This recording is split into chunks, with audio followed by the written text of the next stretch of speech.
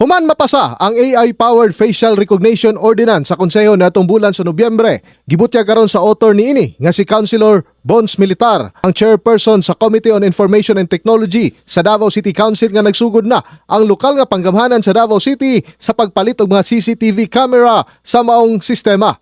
Sumala pa sa maong konsehal kung maabot na ang mga CCTV camera, ibutang kini sa mga entry point sa border control sa syudad, ingon man sa mga pantalan o airport.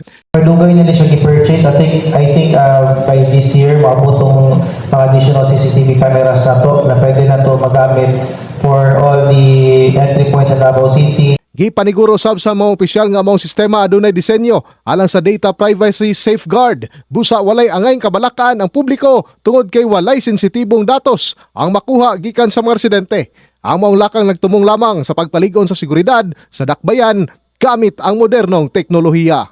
Gilauman nga say gayon nga hingpit na kining ma-instalar, mas madali na ang ma-monitor ang mga critical nga lugar dinhi sa Davao City. In the heart of changing lives, ako si Brigada Julius Pacot alang sa 93.1 Brigada News FM Davao, the Music and News Authority.